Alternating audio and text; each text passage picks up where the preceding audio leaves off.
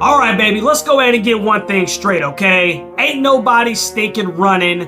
0-2, backs against the stinking wall, and yes, Carolina Tar Heel Nation wants all that stinking smoke, man. Huddle up. You don't want none! You don't want none! What's going on, Tar Heel Nation? It is your favorite North Carolinian, Russ, the Tar Heel. And in this huddle, baby, we're going to talk about the Heel's absolutely earth-shattering, monumental stinking rematch against the Duke Blue Devils in the semifinal round of the 2025 ACC tournament. Now, the first matchup was terrible, 87-70, and the outcome wasn't even close to indicative of how lopsided that game was from the tip, okay? You're not going to hear me talking too much about that one. You guys got it, okay? But that game got a lot of Dukies talking all kinds of stinking garbage about how the second game was going to be basically more of the same, okay? And you know what? Maybe rightfully so.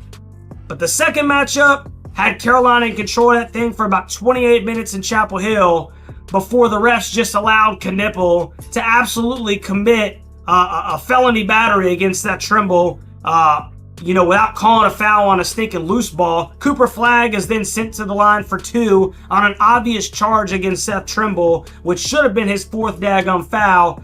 And then HD went to a small 4-guard lineup again with RJ on the bench, and that doomed them against the much bigger Dukies. But here's the thing, bro. If you ask me, Carolina lost that game much more than Duke stinking won it, man. So I want to go ahead and let the cat out the bag. Duke is bigger, and they're probably stinking stronger. Hell, they may even be a deeper team, but ain't nothing stinking tougher, dude, than a dog with his stinking back against the wall. A dog that knows that he let one slip away against the stinking Dukies in Chapel Hill, and he's been given another opportunity to show the stinking world what he can do.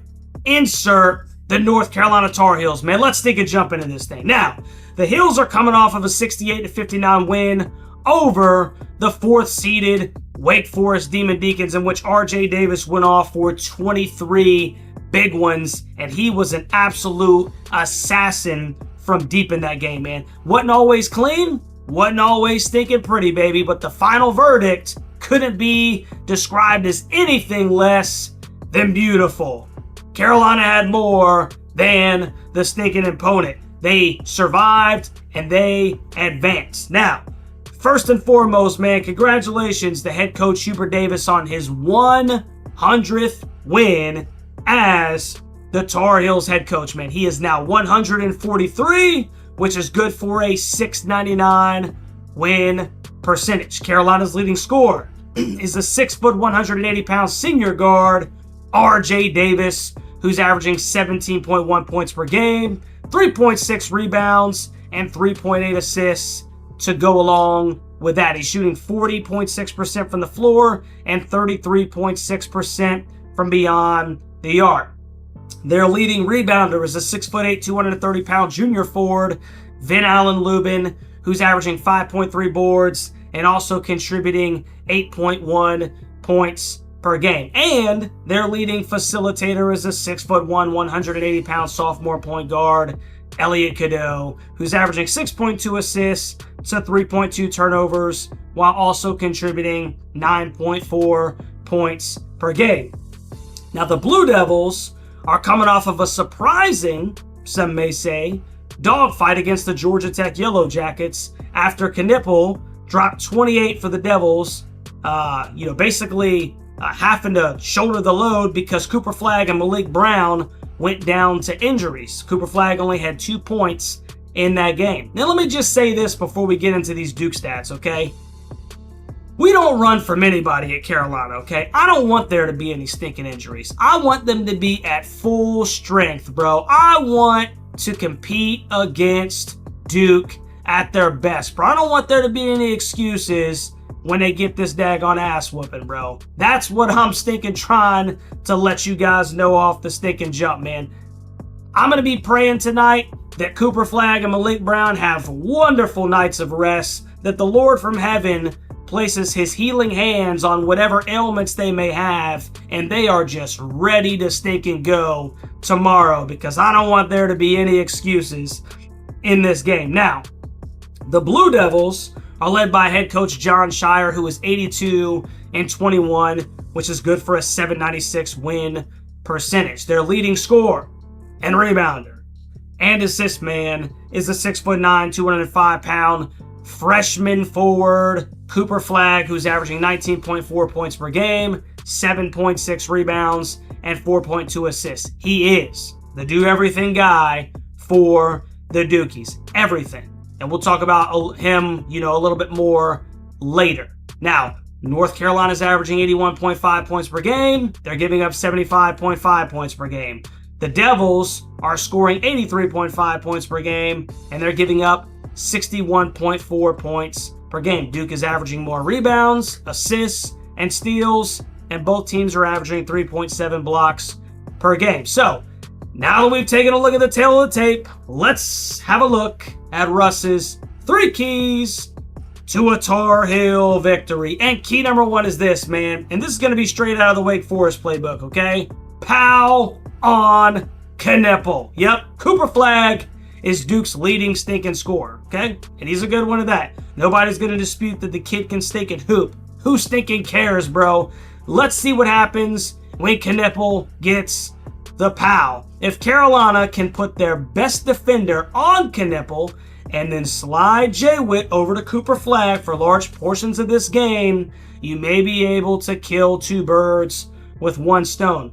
I don't like Drake on Coop because that leaves no one to guard Knipple. And both times that we've tried to do that, Knipple has just absolutely went off. You've got to pinch the Knipple. He's averaging 19.2 points per game in his last 5 games. He's Duke's leading scorer. Cooper's averaged 18.8 points per game himself in his last 4, not including the Yellow Jacket game because of his injury. But there's your stinking chink in the armor, dude. I'm telling you, if you can stop Knipple, then you kind of maybe even cut off one of the heads of this daggone snake, dude. 2-headed snake, whatever euphemism you want to stink and use. You got to stink and pow the Knipple. Key number 2, man, pray for stinking rain. Now, wait a second there, okay? I don't want this to be confused with this, being Carolina just needing to stink and hoist up perimeter shots, okay? It means that once we've moved the ball around, a la Notre Dame, and we've gotten clean, good-looking step-in shots, that we make those good-looking step-in shots after moving the ball around. RJ was stinking, pouring it on in Chapel Hill against the Deacons, man. And he was also pouring it on until he was removed from the floor with about 12 minutes left against the Dukies in Chapel Hill, all right? And that kind of seemed to take all the air out of UNC's sails. I think at that point they had a 6 or 7 point lead. RJ has got to be RJ, and we're going to need someone else to stink and step up, man, whether it be Ian or maybe even Jalen, right, having another big night. I don't stinking know, bro, but somebody's going to have to step up and make those daggum shots when their number is called. I will also be praying for some stinking rain. And key number 3 is very simple. It's going to be very elementary. Play with some stinking pride. You were embarrassed in Durham, and then you basically gave them the game in Chapel Hill. And here you are, presented with a marvelous opportunity to put it all together in a 3rd rematch in the ACC tournament. You know how hard it is to beat a good team 3 times? It's probably one of the most difficult things to do in all of sports, man, especially when they're a decent, competent team. Duke knows, all right? They got punched in the mouth a little bit in Chapel Hill. They are very keen, very aware of what Carolina can do. They got to experience it for 28 stinking minutes, dude. They know what Carolina's capable of. Now, it's just putting that all together for a full 40 minutes, man. So play for each other, play for the stinking brand, play for the stinking fans, and play with some pride, baby. Let's turn Carolina Blue, baby. And that'll lead us into the prediction portion of the show. Now, the ESPN matchup indicator only gives the North Carolina Tar Heels a 14.3% chance at beating Duke. And I say, hell yeah, baby. That's exactly where I stinking want to be, bro. Duke is currently a 7.5-point favorite. It's not really the blowout that a lot of these Duke fans are probably clamoring about is what's going to transpire, just like they said in the game in Chapel Hill, man. The question for me comes down to Carolina putting it on the floor for a full 40 minutes. They have the horses. They got the guys, bro. They stinking got the guys. Scrapping, battling, clawing for every stinking loose ball. Can you be the tougher team? And the truth of the matter is this, man. I still believe in my stinking boys, man. And Carolina serves up a slice of humble pie tomorrow in an absolute stinking battle, bro. I got North Carolina 79 and the Duke Blue Devils 77. And we get to listen to the Dukies' excuses for the next 24 hours. Wait, can you hear that right now? Yeah, that's a bunch of the Dukies already, bro, that got to this point of the video. You're delusional, bro. Oh my gosh, what a homer. I can't believe he stinking made that score prediction, bruh. Yeah, we'll see, bruh. We shall stinking see. Hey, I'll be honest with you, win, lose, or draw, bro, I will be right here because your boy ain't stinking sick no more, man. So you let me know what you think about this daggum game down in the comment section. Tar Heel and Dookie Nation. Is your boy onto something? Or am I sitting up there in the daggum nosebleeds having no idea what the heck I'm stinking talking about? Live reaction to Watch Party tomorrow at 7 p.m., dude. So I need as much of God's blue and the devil's blue in that stinking chat room tomorrow talking all kinds of crap. I need as many of you guys as possible.